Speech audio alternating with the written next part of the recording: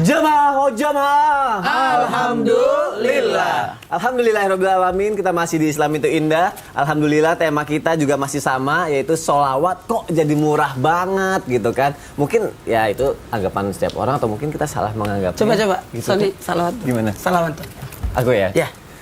Allahumma sholli ala sayyidina Muhammad. Mantap. Ih bagus, jangan malu-malu udah apa-apa. Iya, cuma nggak pede. Suaranya nggak kayak Ustadz Syam soalnya. Nggak kayak Ustadz Maulana yang tinggi banget. Aduh ya Allah, tinggi banget. Makanya. Kalau salawatnya kan agak malu-malu. Saya malu-maluin. Bagus banget, lebih khusyuk. Nah, abis kan ngomongin masalah sholawat, tadi Ustadz Syam sempat bilang juga, kalau ketemu orang kita saling sholawat aja biar dosa dihapusin gitu kan. Tadi dibahas itu kan? Dibahas itu. Nah, aku punya pertanyaan. Ada yang bilang lagi gini, coba deh kumpulin 40 orang, nanti sholawatan bareng. Katanya kalau udah 40 orang, nanti doanya lebih cepat dikabulin katanya. Semarak itu. Rame ya? Emang bener kayak gitu Ustadz Syam? Baik, Bismillahirrahmanirrahim. Habib Syawgi, Ustadz Maulana, Mas Soni, serta guru-guru kami yang dimuliakan Allah Subhanahu wa Ta'ala. Ada suatu riwayat yang menyebutkan bahwa tidaklah berkumpul 40 orang untuk berdoa kecuali Allah akan kabulkan doanya. Meskipun doanya adalah doa keburukan yang membuat gunung itu bisa hancur. Subhanallah. Ulama hadis berbeda pendapat akhirnya karena isi hadisnya bertentangan gitu. Masa disuruh berdoa keburukan, subhanallah. Kemudian masa mau menghancurkan gunung? Makanya berbeda pandangan para ulama hadis tentang derajat daripada hadis ini. Tapi kita tidak akan membahas derajat hadisnya. Yang jelas berjamaah itu akan dikabulkan doanya oleh Allah Subhanahu wa Ta'ala.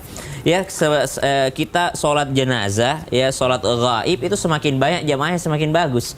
Ya, kemudian orang juga berdoa semakin banyak yang mengaminkan juga akan semakin bagus.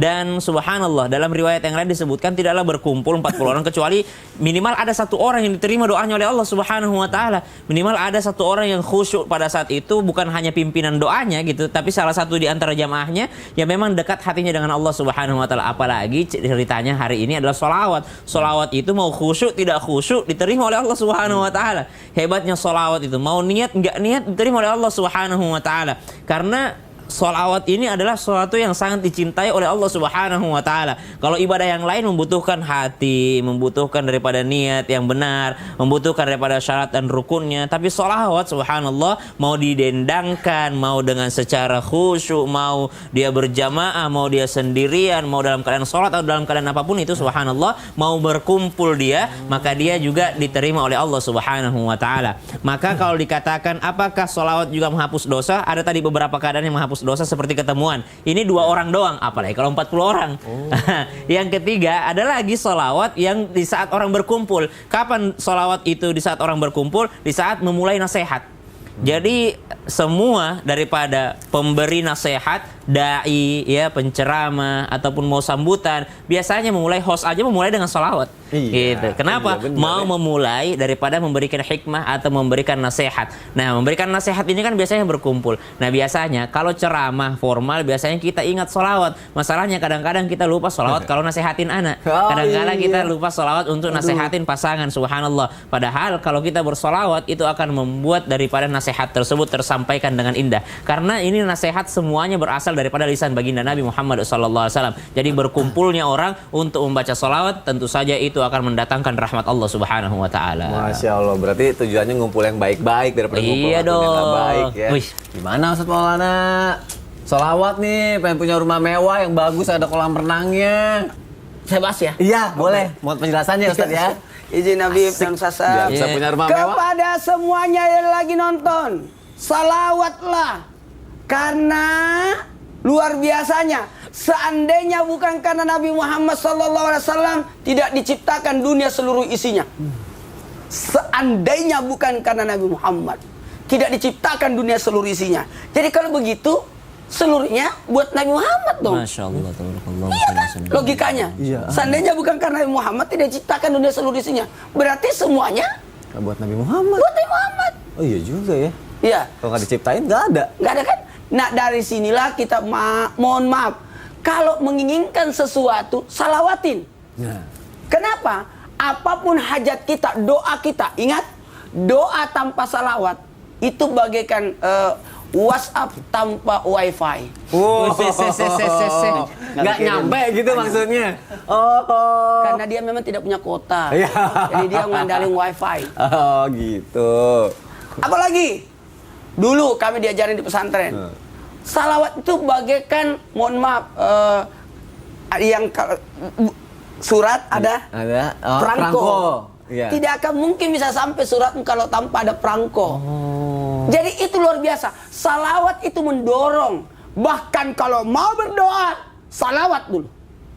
Kenapa? Sebut-sebut yang dicintai Allah. Oh. Siapa yang dicintai Allah? Muhammad.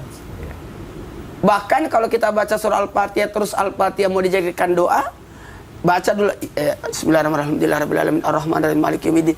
Iyyaka na'budu wa iyyaka nasta'in. Lalu ambil salawat, baru minta, baru tutup salawat, baru ihdinas siratal mustaqim. Sekarang pertanyaannya, kenapa disalawatin? Itu tadi untuk mendapatkan syafaat. Kenapa baca salawat? Untuk mendapatkan cinta. Kenapa kita salawat? Salawat itu mempermudah urusan. Baca salawat. Makanya kalau ada keinginanmu, bacakan salawat. Sehingga memotivasi diri kita untuk apa? Menaikkan imun. Kemarin dijelaskan oleh Dr. Aisyah Dahlan dalam satu makalah beliau, kajian beliau, ternyata diteliti. Salawat itu luar biasa. Bagaikan menaikkan imun, memperbaiki tubuh. Jadi kalau orang baca salawat, sebenarnya dia sedang menyembuhkan dirinya, memperbaiki sel-sel tubuhnya. Jadi luar biasanya. Bahkan salawat itu membuat kita mendapatkan, selain kemudahan, mendapatkan keberkahan. Bersalawatlah. Bersalawat. Allah dan malaikatnya bersalawat. Tidak bagus suara saya. Bagus. Cuma kita Cuma aku bingung nggak aja tahu itu satu. lagu apa. Iya, sama. Iya? Belum zaman kita kayaknya. Belum. Itu zaman apa sih? Purba kala. Bukan. Kayak Itu dulu tua ada banget. film namanya itu. Dibilang bukan zaman kita. Berarti tua dong aku. Itu ada dulu film itu.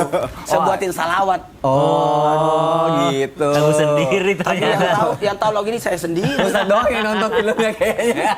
Oh, Jadi tolong kepada semuanya apapun keinginannya, salawatin.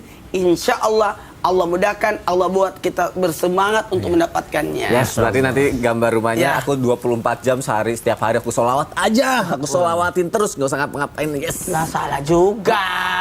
Tetap kerja. Oh, tetap kerja juga? Tetap kerja. Gimana caranya?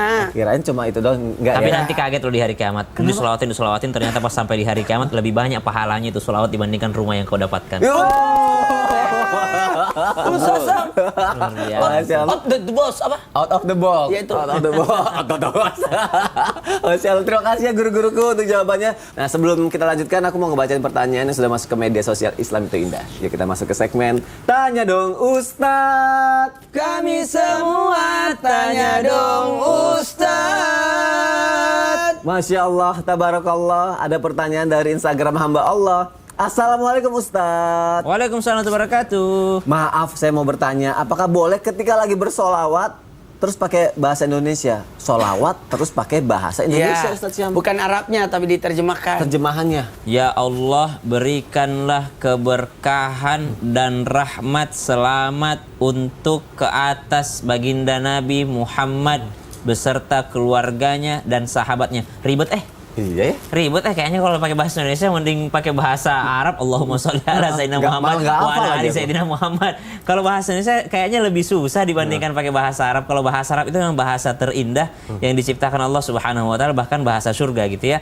Jadi memang bahasa Arab itu kadangkala tidak bisa diterjemahkan dengan bahasa Indonesia karena kita tidak menemukan bahasa kosakata bahasa Indonesia yang lebih tepat dengan bahasa Arab itu. Oke. Jadi kalau dikatakan boleh ya boleh-boleh saja, cuma lebih utama pakai bahasa Arab, lebih besar pahalanya karena dibimbing langsung oleh Allah dan baginda Nabi Muhammad SAW. Jadi redaksinya memang dari Nabi SAW. Masya Allah. Mungkin Terima kasih, pertanyaan gini, Ustadz Syam. Gimana? bisa nggak kalau marah sama anak sebut nama dia Muhammad, ini anak, itu kan salawat juga sebenarnya itu. Iya. Sebenarnya orang dulu itu mau baca salawat tapi secara singkat sehingga cuma Cuma menyebut Muhammadnya nama aja. Muhammad dan Muhammad SAW. itu nggak apa-apa ya kalau gitu? Nggak apa-apa kan, niatnya juga salawat supaya itu anak tidak nakal kan. Oh, Masya Allah. Terima kasih guru-guruku. Kalau gitu kita lanjut ke pertanyaan selanjutnya. Assalamualaikum warahmatullahi wabarakatuh, Ustadz, Ustazah, Habib.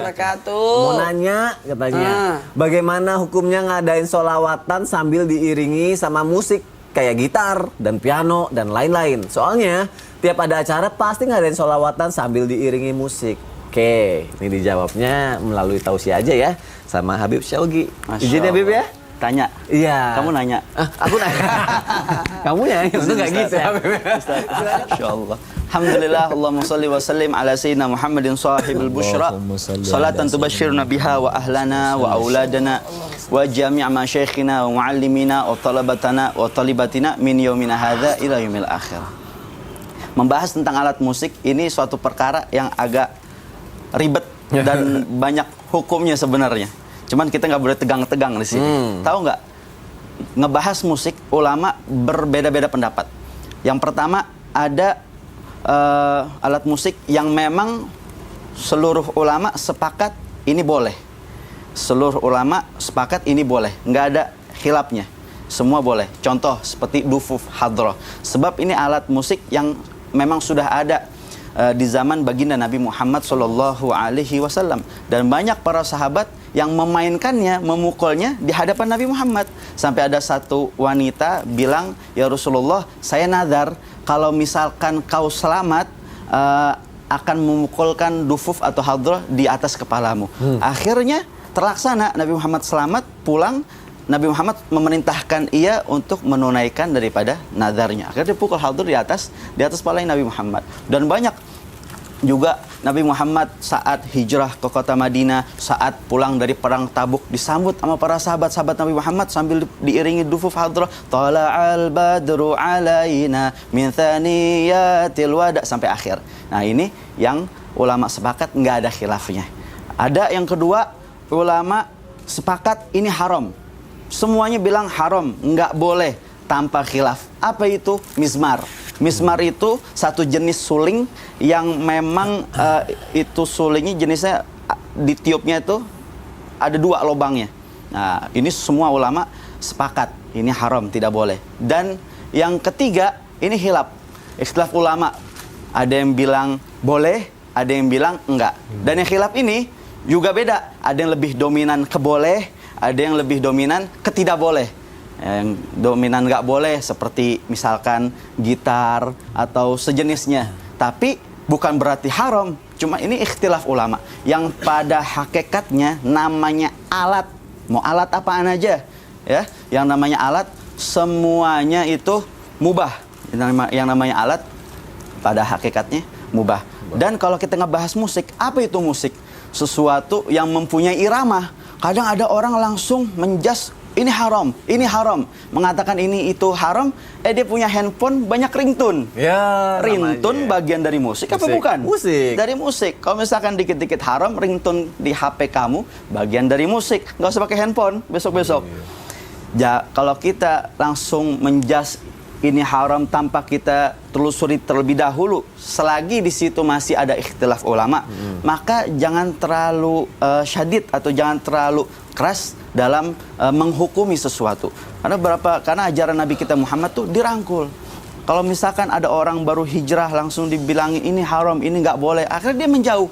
Tapi kalau buat orang-orang pesantren, orang-orang yang biasa hadir majelis, nah lebih baik gunakan yang udah jelas-jelas hadroh kayak gitu-gitu. Kalau misalkan bisa nggak usah pakai gitar, nggak usah. Tapi kalau buat orang-orang yang baru hijrah, silakan. Kamu hijrah tetap nggak pakai main gitar, tapi diganti tadinya nyanyi-nyanyi yang nggak jelas jadi nyanyi-nyanyi baca sholawat. Wah hakadha. Masya Allah. Begitu Ustaz Mas Soni.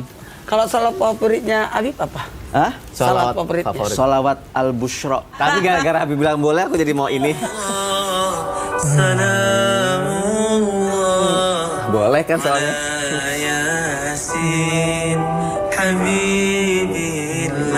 Soni, Masya Allah, enak banget muter-muter salawat pagi-pagi.